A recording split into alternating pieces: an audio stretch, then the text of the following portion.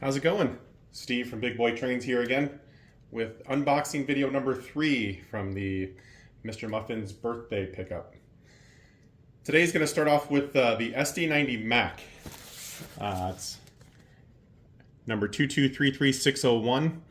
This is the Veterans OD Green 1. So aside from the DDA40X, this would have been AMD's most powerful diesel engine. So we're going to go ahead and get this one unboxed, just like all the rest of them. It has a ton of tape on it. So give me just a second. Using my good old Benchmade knife for all my unboxings. Hope to just use this knife going forward for everything and just never have to change. So yeah, interesting. This one doesn't have the plastic around it, so it looks like, yeah, somebody was in here. That's all right. So zoom in here as much as we can. CP Veterans Legacy SD90MAC number 7020. Legacy control. Trying to get the glare off there. Bluetooth control, legacy rail sounds, fan-driven smoke unit, minimum curve 036. I don't know why I said 0, but yeah, 036 minimum curve, which is kind of interesting since this thing is so big. I didn't expect that really, but I believe this one, the coupler is attached to the trucks there. So we'll see. So another manual here. Again, as always, I don't throw these out. Keep those nice and handy. And this one's got everything in there, which is great. Got some additional traction tires. Got the wonderful Lionel blue ribbon. Let's see if I can do this. This one's quite big. Oh, it's coming out very easy. Fantastic. It looks like it's well packaged. If you watched my last video, it was the first video I've had, or first engines I've unboxed that didn't have any damage, which was fantastic. Hoping that's the case going forward, because my first 3 all had things broken off of them. So this one has a bent handrail, but honestly, if that's all I have to experience is a bent handrail, which actually could have just been for me pulling out the ribbons, I'm okay with that. That's pretty simple. So the controls in here on these, or the switches on these, are in a different spot, which I'll get to in just a second. Once I get everything cleared off here and all the packaging removed. There's a lot of packaging here, and I'm happy to see all of it is actually installed. So the controls on this one are in this little cover. It slides up. You have your flywheel motor there. Let's see if I can get a better shot this time. Run program switch, your Bluetooth on off, your smoke unit on off, and then here's the details. So let me put the cover back on. There we go. So we have all the detailed signage, which is fantastic. The paint job is wonderful. I slightly like the Air Force one more, even though I'm an Army guy, because the bottom is a different color. So the top is the military appreciation colors, and then the bottom is black. So the detail on here is, just as expected from a Lionel model. No damage so far. Nothing's cracked, nothing's missing, nothing's broken. Highly detailed. Yeah, this one looks fantastic. Next up is going to be the non-powered unit. I wasn't too excited to get a non-powered unit, but these things are so hard to find because they've been out for a couple years. It's kind of the best I could do. So CP Veterans non-powered SD90MAC number 7021. 2233619 is the Lionel number, and then on the water date of 7/29 of 22. So I had a credit on this one, or that I received, so it made getting a non-powered unit a little bit easier. Actually, I wasn't going to get this at all until I received the credit. And then once I got that, I went ahead and pulled the trigger. Oh, this one has the plastic, great. This one also has a lot less tape, which makes me feel like no one's really been in there. Yeah, the non-powered units, I mean, they just, well, you don't have they're different than a super bass because you don't have a motor, you don't have smoke, you don't have lights. They're just there for like rolling stock, to be honest with you. So CP Veterans non-powered SD90MAC number 7021, non-powered operating couplers. Oh, can I get the glare out of there? Separately applied details and 036. So this one's going to look just like the green one we have here, and that's really it. Not much to it. So this is all aesthetics. I wish the non-powered units were a little bit cheaper, to be honest with you. But I get, there's a lot of tooling that has to go into this. All the details. I understand that part. But are you really saying that the smoke units, the sound, and the motor are next to nothing as far as cost? It could be. I'm pretty new at this, so I don't know. Man, this color. All right. So, okay, it's worth it because the color is amazing. This does look fantastic. And both of these together are going to kind of complete that. So I plan on running several military-themed trains. So this is going to work out very well.